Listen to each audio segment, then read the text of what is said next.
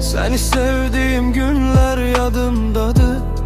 Ellerin elimde, dünya balacaydı. Biz geleceği kururduk hayallarda, ama o gelecek sana ağır geldi. Ben kaldım belkelerin içinde, sen gittin olmaz deyip rahatça. Bir yürek iki cür doyabilmezmiş, bunu öğrendim geç, çok gece. Seni saklamak için sustum, özümü yitirdim yavaş yavaş. Sen ise gitmeye hazır idin, ben ele kalmak için dua edirdim. Bak, bu gece son defa adını dedim, sesim titredi, yüreğim eşitti. Seni sevmeyden vazgeçebilmedim, ama özümü hilas ettim. Bu gece son defa ağladım sana, gözyaşım cevapsız sual kimiydi. Sen gittin, dünya dağılmadı, sadece içimde bir hayat bitti. İndi küçeler tanış gelmir mənə, her yerde senin izlerin var. Bir mahnı çalır ardasa uzakda, sözleri elə bil bizi yazıp onlar.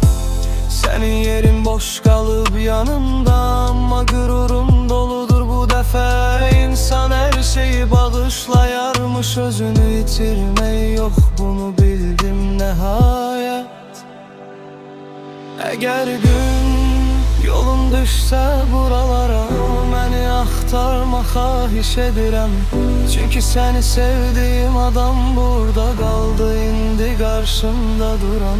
Sadece öğrenmiş biriyim. Bu gece son defa adını dedim, bu ad yüreğimde taş kimiydi. Seni sevmeyi benim günahım değildi, ama seni seçmeyi seflim miydi? Bu gece son defa ağladım sana, sükut cevap verdi bütün sözlere. Sen gittin, ben kaldım özüm ile, ve ilk defa güclü hissettim özümü de.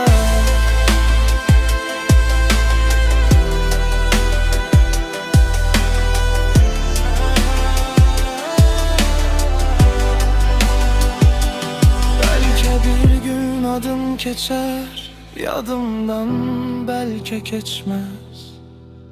Fergi yok artık, çünkü bu gece ben seni bıraktım, ve bu ayrılık beni öldürmedi, beni büyüttü.